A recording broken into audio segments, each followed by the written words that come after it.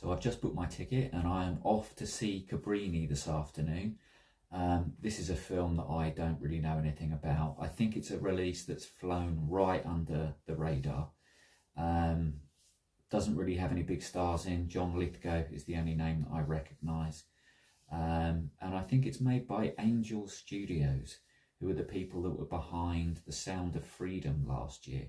Now, I enjoyed that film, but there was a lot of controversy surrounding it.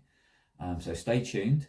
I'm going to see this and I'll come back shortly and tell you whether it's something that you should go and see at the cinema this week.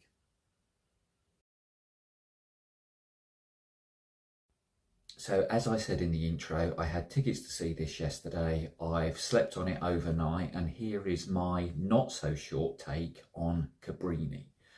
So this film depicts the life, or at least part of the life, of a Catholic missionary. That's our titular heroine, Francesca Cabrini.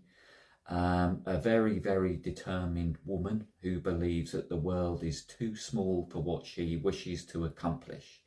Yet she continually faces prejudice and being told she needs to stay where she belongs.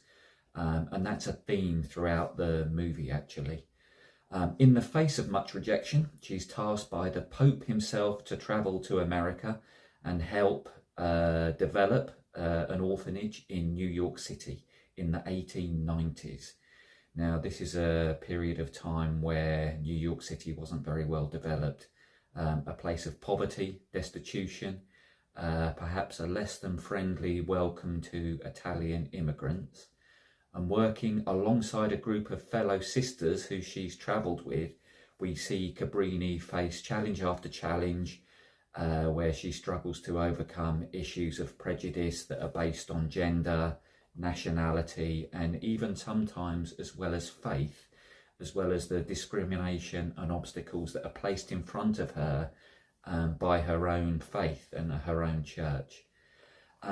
This film pretty much covers the period of her life in the time she arrived in the United States, through her struggles to establish that orphanage, and then going on to establish hospitals throughout the country and throughout the world even. I made a few cursory glances at some comments under the trailer on YouTube, and people are just saying that this is like an Oscar-worthy performance and it's an outstanding cast.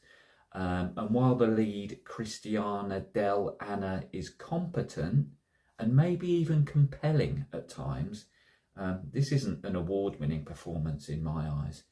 And ditto for the rest of the cast. They're competent. There's one or two faces that you may recognise. They're good, but they're definitely not great. What I did think was very good was the cinematography, the set and the costume design. Although we only see the New York slums in snapshots, really, they really seem to capture what I would imagine to be horribly believable, destitute areas of poverty.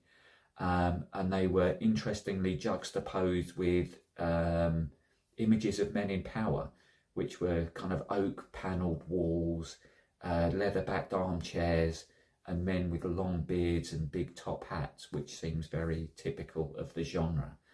I always also liked the cinematography. It might be quite simple, but there were lots of shots where perhaps you would see a street scene and then the camera would peel back through the window that you were viewing that street scene from to then show you the room that you were within. A lot of simple tricks like candles used to light dark rooms, a door with something happening in a door in the background. It just looked really nice, and that was probably the best part of the film for me. What wasn't so good and what let this film down, it's clearly an inspiring story, but it was told in a very shallow way in many respects. Cabrini herself is obviously a woman of faith, yet there's no exploration of her relationship with God, I didn't think. She travelled with a group of sisters, and those sisters barely have a line of dialogue between them, which renders them as anonymous. And the children that she rescues in the orphanage, we see little of their personality or backstory. So as a result, it's kind of a little bit hard to care for them, really. Another thing that I kind of thought was the language code switching. Arguably a key moment of the film, which was Cabrini's rousing speech towards the end. This was conducted in Italian. Now, I don't mind foreign films, and if I do see a foreign film, I'd rather watch the subtitled version, but switching between English and Italian frequently, and then having the most important moment of the film delivered in Italian, it kind of took away from it for me, really. And unless that language switching is used as a plot device, which I don't think it was here, I don't think it's needed. So the low profile that this film has, I haven't seen many trailers for it, to be fair. I thought it could be connected to the studio. It's made by Angel Studios. They do a lot of religious releases, and they were connected to The Sound of Freedom last year, which had a lot of conspiracy theories attached to the back of it. I thought that may have kind of kept this release a little bit low-key, but I think actually that's not true. I just think ultimately it's not very good. It's competent, it kind of looks okay. In fact, it looks good if I'm honest, but it undersells a story. I'd be hard pushed to urge you to go to the cinema to visit this one, to be perfectly honest. I just think there are better films out there at the moment. But thanks for listening, and I'll see you on the next one.